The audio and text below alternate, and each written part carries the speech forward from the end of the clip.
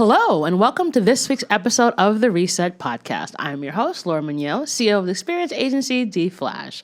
Each week, I bring on a different business leader from a unique industry who talks about how they're changing the game and resetting. And this week's episode is no different. I'm part of this new series called Podcast Row, where we're interviewing dynamic women from around the world who are really doing some game-changing work. And this next guest is phenomenal. It's Heather Carlucci, who's a psychic medium and medical intuitive. And she's going to talk about her incredible career from being in the culinary space to then finding her true passion in terms of helping people get better outcomes when they have health disorders. It's going to be a great conversation. Take a listen. Hi, Heather. How you doing, Laura? Only mildly nervous. Touch. Oh, nervous. please don't be. Okay. It's all good. It's all good. But all kidding aside, I'm super psyched to have you on the show. And as I said, the very first question I always ask is always fascinating to see where people go with it. And I think you're going to be no different at all.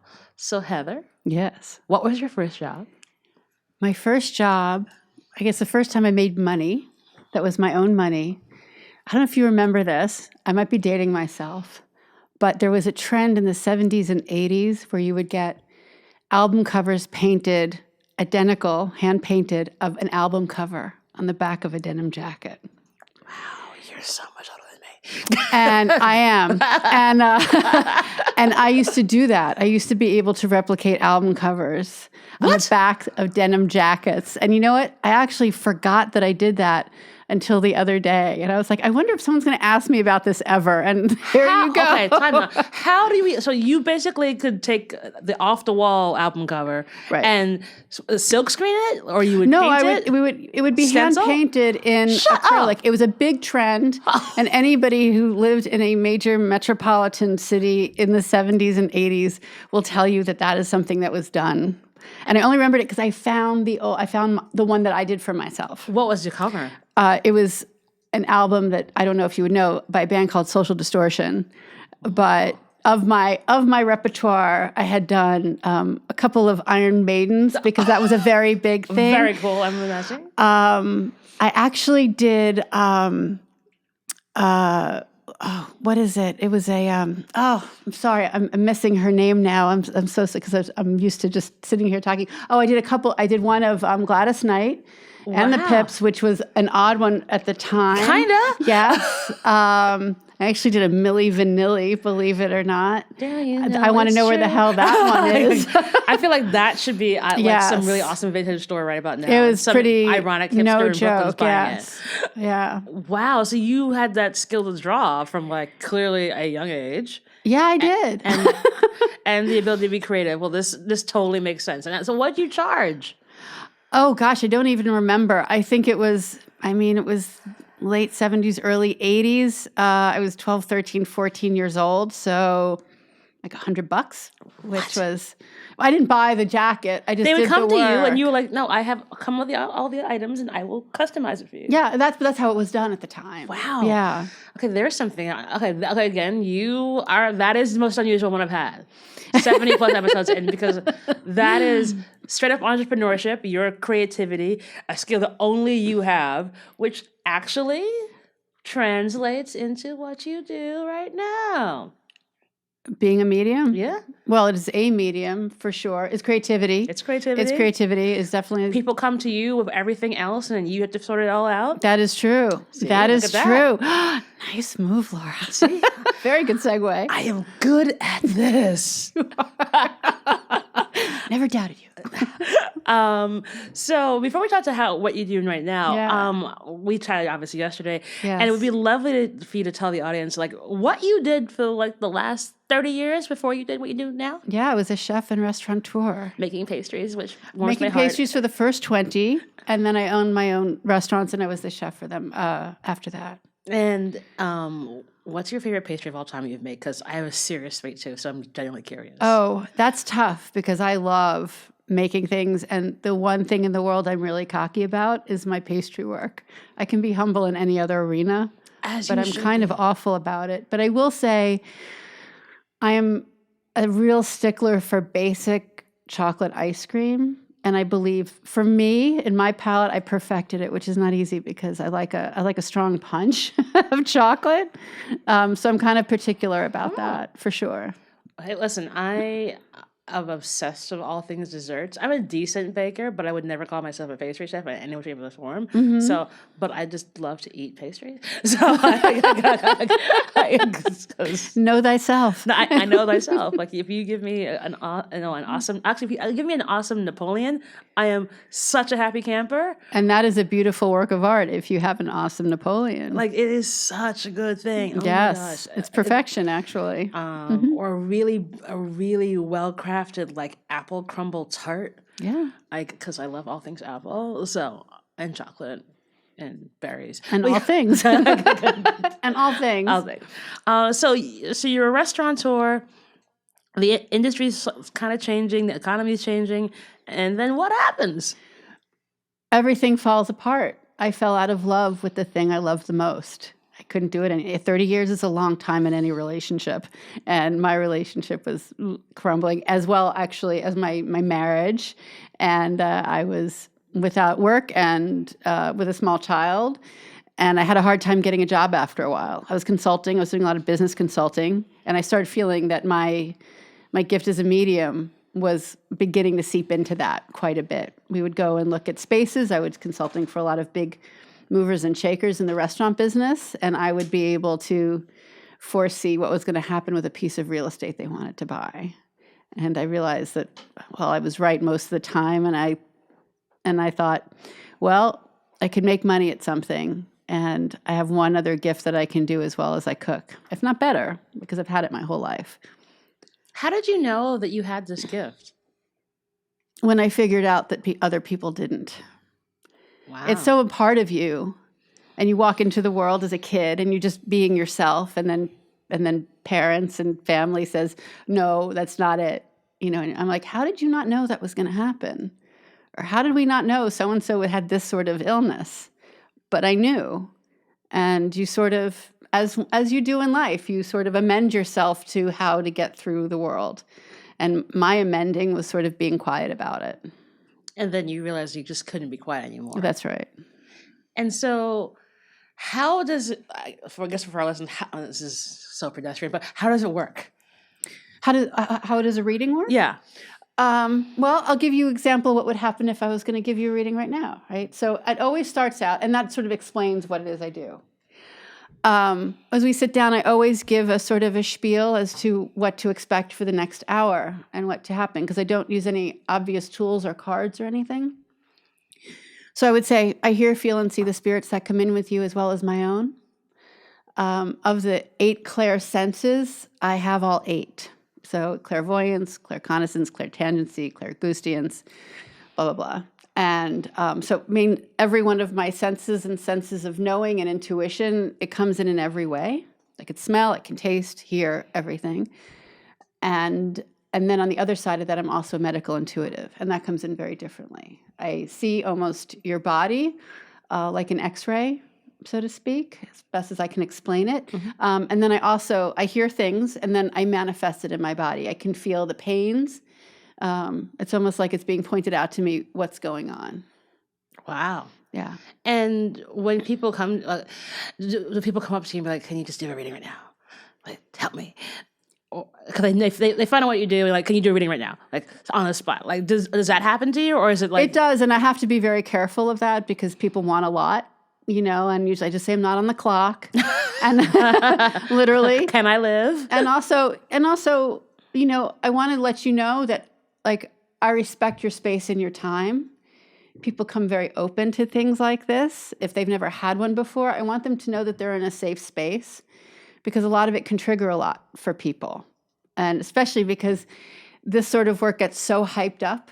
People are like, am I going to hear something horrible? Am I going to, if I'm going to find out I'm going to die? And a real reader doesn't approach anything like that. And also, I have to sort of ask, am I the right reader for you? And that's a big thing, because language is so important in this sort of reading, right? And so you decide a few years now that this is where you're not gonna hide this anymore. You're gonna kind of go all into it.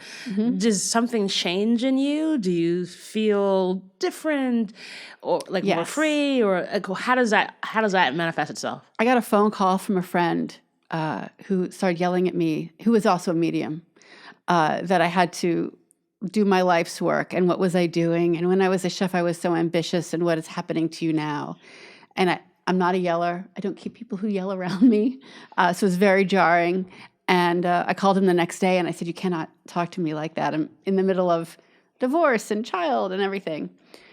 And then he showed up the next week. He's from Atlanta, just for a hug, to apologize. And then the next week he was gone. He passed on. And there's no sign like death, right? There you go. You know, there's no wake-up call like that. And in some ways, it was to honor him. It was to honor my friend Woody. And I went down to Atlanta for his memorial, which is very moving. And the night I got back, I was sitting on my bed. I opened my laptop, and I made my first website. And then I posted the announcement on Facebook, and I thought I was going to die. You're like, ah. All of my identity was wrapped up in being a chef. I had put all of my ego and all of everything for 30 years into my position as a chef and you know, in some ways, a culinary leader for that time period. And you hit send. What happened? I fell off the bed. No. Okay. You hit your head. You know, a lot of the first few messages I got were from people that I had worked with for years but didn't know well personally. We just had very much a kitchen-based relationship.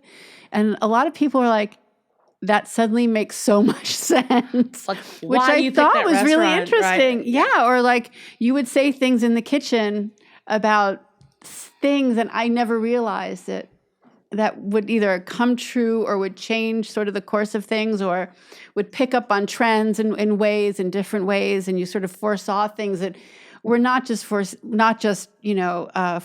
trends as we do in marketing, but it was, according to them, it was sort of actual reading. So that was the first. And then slowly I started getting appointments being made by my other people in the community of the culinary, which was surprising who popped up. Because I think, it's interesting. I'm a firm believer of all of it. Partly because I'm Caribbean, so it's heavy culture there. It's a heavy much of a culture, like we talked about yesterday. And I think that within the last, I want to say 4 or 5 years, there's been a shift where there's sort of oh, I don't really talk about that. To be I have someone who I go to, or I want to go and get some answers because something feels off, the energy isn't right, and so I want to find a medium, find a spiritual advisor, find an astrologer, and those conversations have now kind of come more to the forefront. So people will post about it on Facebook. Seriously, I will see it on Facebook now. I'm like, oh, cool. Why do you think there's been this bit of a shift where there's not so much shame or stigma around it? It's a good question. I think people have had enough of a lot of things. And I think we see it in all areas, right? We're seeing it in who's in charge of us.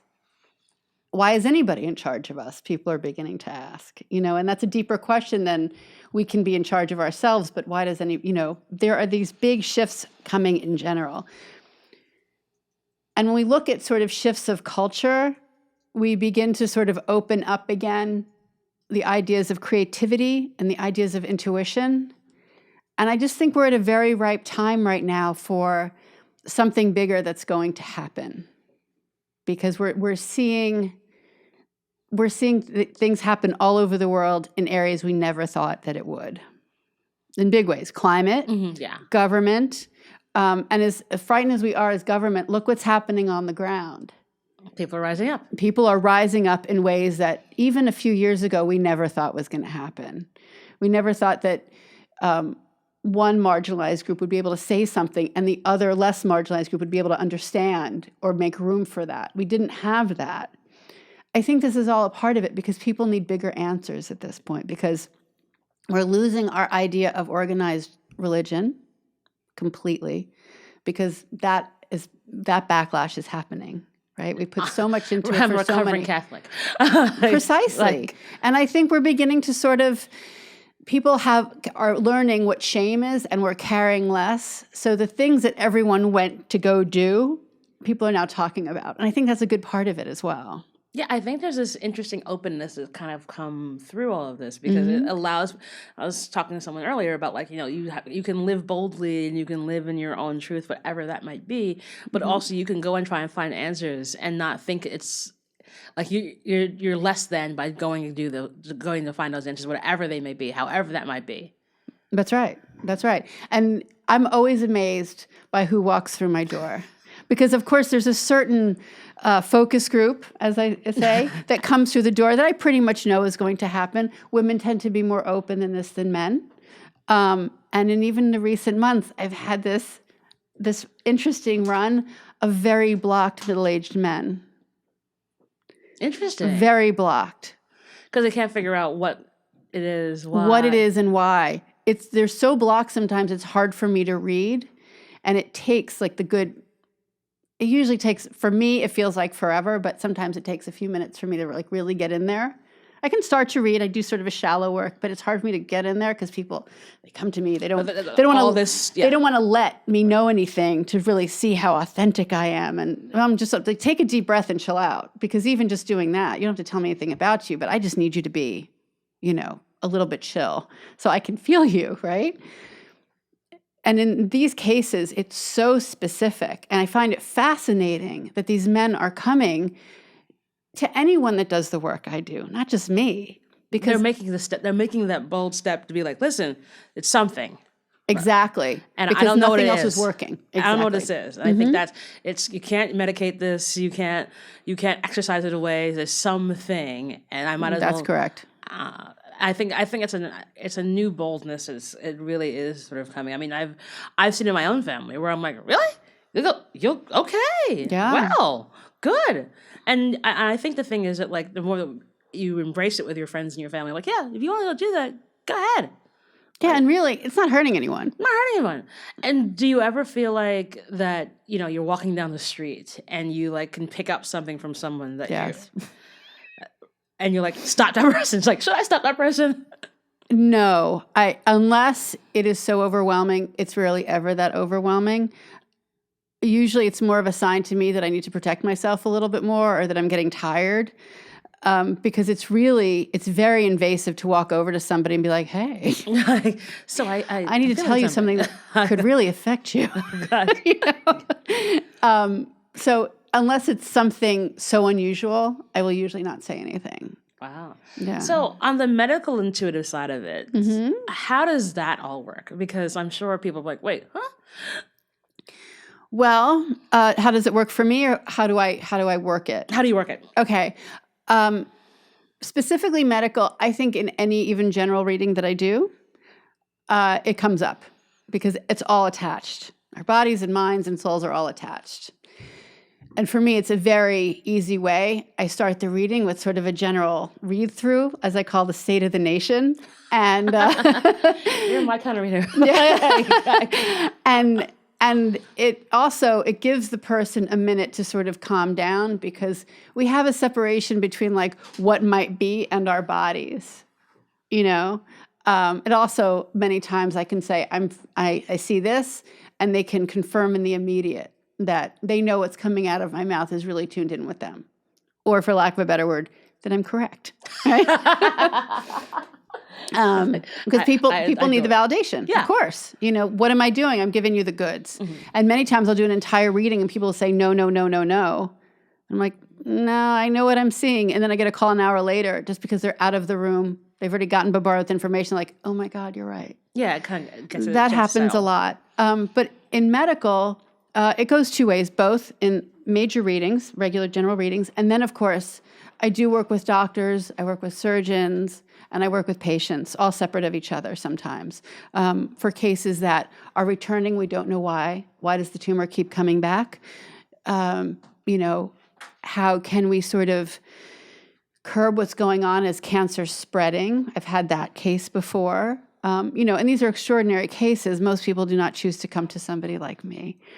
But a lot of people like the whisper in the ear of something that they can sort of help and have control of themselves. Right. It's about the control. It is about the control. And you would be surprised what gets something like something as common as cancer starts to move. And then oddly, I'll say, well, there's something going on because the kidneys are weak because of the last treatment. We need to build up the kidneys to get to filter things through. Also, there's a past trauma that's sitting in your body, and you're going to have to deal with it because it's been hidden for so long. And what we've seen doesn't mean somebody wakes up the next day and it's gone, but the symptoms alleviate, and they feel stronger, and then they can now work on things because we hold trauma in the body. Yeah, that's a thing that I think folks are finally waking up to, that like whatever it is, it's in you, and if you don't, Yes. and if you don't do things to sort of alleviate that, that's what makes you sick. Correct. And we have, of course, we are more awareness of Eastern medicine right now, but even that's been very commercialized. So the goofification of it all. Precisely. That's a very good way of putting it. And it's not like I do a lot of work with Ayurvedic doctors, but they're not the doctors that just sit there and give you these 3 body types, because the body takes on characteristics of other body types. Because now, when we're born, we're hit with toxins in the immediate, cleaning fluids in a hospital, chemicals in the air, pollution. We're not born that way, so we don't really even know what our body type is. When I deal with Ayurvedic doctors and Ayurvedic medicine, it's really the real medicine that they had been teaching for 5,000 years, and it's applied to modern day.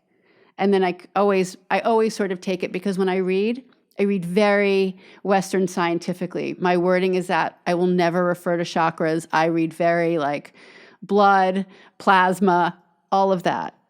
And I always put that in it as well, so that people can go back to their doctor and have the language. Wow. And do you ever get people who come back to like, you were wrong? And if they think that, or they come back with like this, anger because it's not what they thought they were going to get out of you, and how do you respond? I've only had one. I've had 2 people actually be pretty upset, and they were very specific situations. One woman, and she actually told this to the person who was in charge of the space that I was renting. I rent a space out in Jersey once a week, and she said, I always put some lies in the read to test the psychic. And I knew at the time she was lying. And I was like, what am I going to do with this? I didn't know how to handle that. I just read right over it.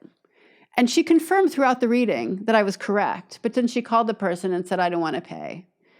And I thought, I don't want your money in my bank account. And I had said to the woman who owned the space, she wasn't telling the truth. So I wonder how this is going to play out.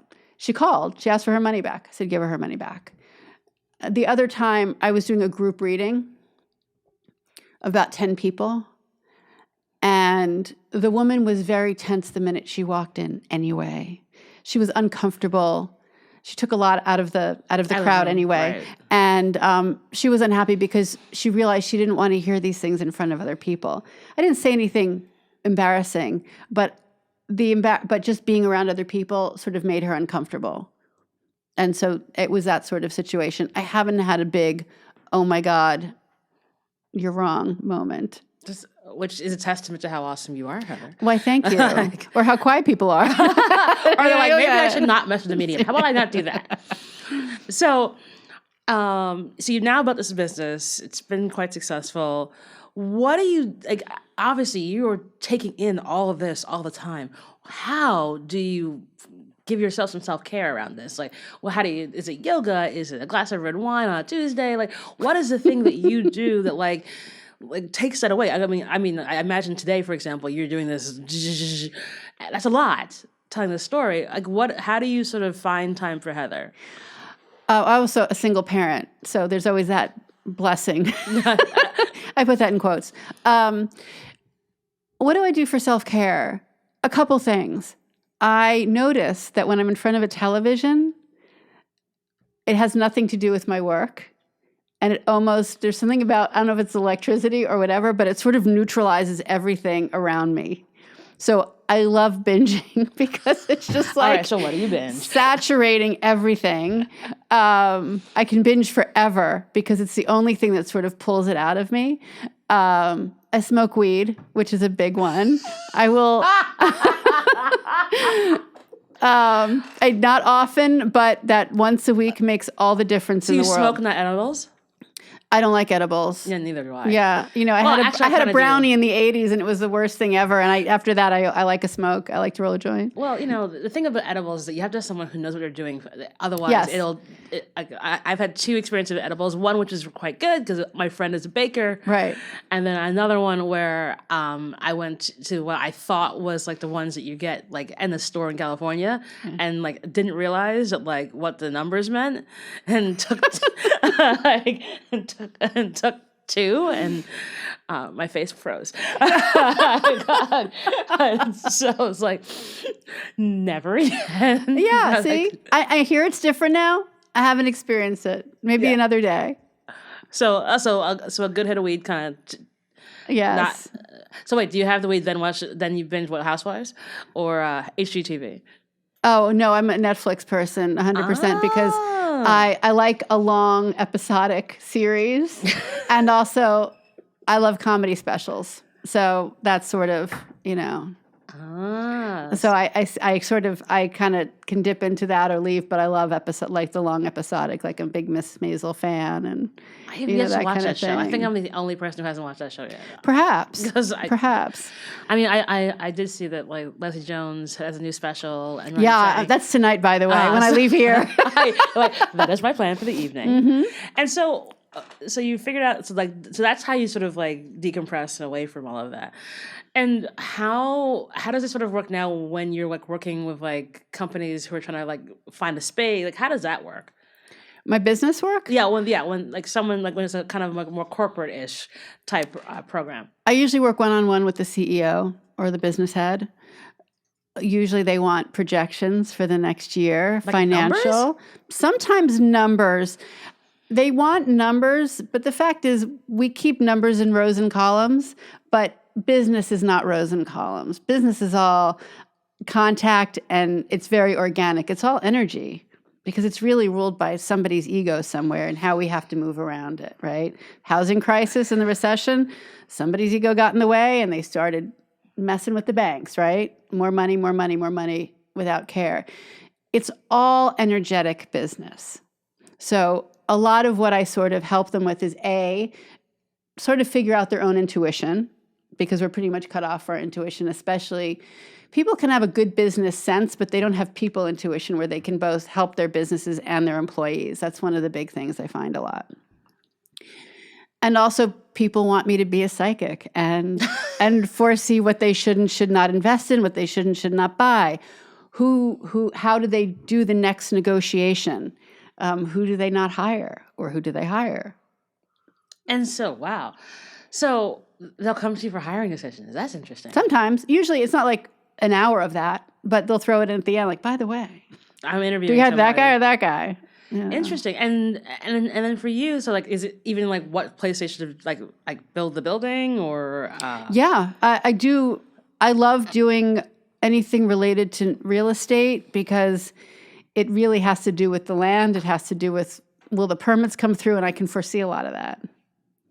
Is there going to be a problem with entrance of egress? Is there plumbing problems? Is the landlord lying about anything? How is their lawyer going to deal with you? That's the stuff they like to hear. Wow. And it's important because the way I look at it, when I work with that kind of business leader, they employ a lot of people. When they make a mistake, it can affect the person who's just in the steno pool. Not that there's a steno pool anymore. There I go with the age thing. But, like, their IT guy. Yes, their IT guy. Yes. The guy I can't believe I said that. Or the janitor, or anybody. It affects everybody. And so I look at it as if I can help the guy in the head make a better decision all the way around, then it's part of my job. Does that happen from like, because now I'm super curious. So does this happen like when like, okay, there's building being made Yes. and then the buildings gets constructed. Yes. And so are you sort of there along that whole journey, or like right before, or once construction starts to like, we've got what we need, Heather, we're good? I haven't been yet. Usually, do I want to buy this space? Do I want to rent this space? Do we want this land? Do we knock down the building and rebuild? Because usually that's the thing. Uh-huh. Or do we do we work with what is already there? And what do I foresee for each of those things? Wow. 'Cause I can tell you what's going to happen, but you have free will.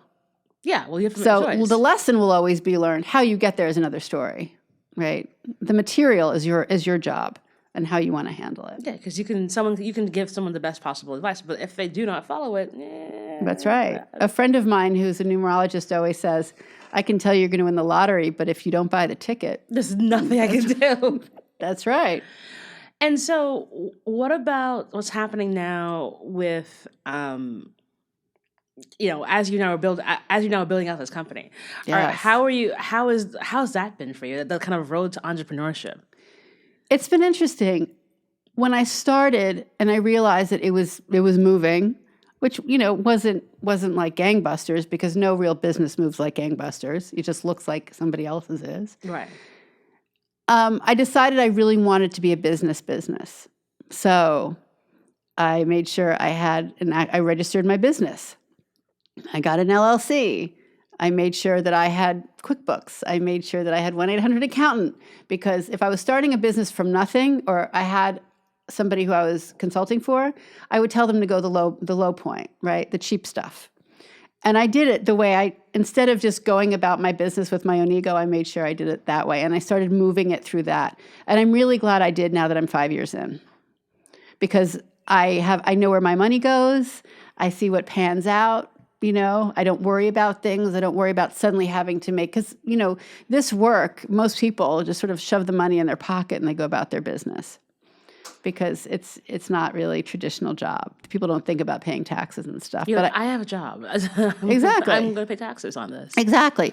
And I wanted it to be valid. It also forced me for my own validity. It forced me to sort of say, like, Heather, you are doing this. Yeah, because you had that. It's a thing that says, yep, this is happening. No going back. Like if I'm filing an LLC for this, that means that there will be a 1099 I fill out for somebody. That's right. I could shut it down, but that's also a bigger statement than me sort of saying, I'm not doing this anymore. And I didn't want to do that, because for lack of a better word, it is my calling. It really is. Yeah. And do you think now that you're 5 years in, what's going to be the next? What's next? Is it more readings, more different industries that you'll be able to consult for? Where does Heather go next? Well, I am writing a book, of course. So of course, but I'm just sort of letting it happen. I don't want it to be the traditional, talking head shot cover of the book, kind of thing. Like, my life as a medium. Yeah. I don't work that way, and I don't want that to be that way either. You don't want to be Long Island medium with the spiky hair and all that stuff? God bless her. What she has built is amazing. It is an empire. She is an empire. I want to do more public speaking on intuition and sort of the connection between mind, body, and spirit. But a little bit more, I think, leaning towards the reality of everybody else sort of having the same thing I have. We all have this intuition. Just depends on how strong it is as you are. And how do you think people are able to sort of tap into their intuition? In this world, it's a little bit hard, because we're always told not to listen to the intuition. Like, don't listen to what you believe. Listen to me. We get a lot of that in the world. Get quiet as often as you can in odd moments. Is it the shower? Is it right before you go to bed? And really ask yourself the questions and really dig deep to what the answer is, not what benefits anybody else. And it's harder than you think it is, because we always look at how it benefits other people, how it's going to affect us socially. It is just how we survive. Awesome. Okay, that's just about the most incredible way to end the show. Well, thank you.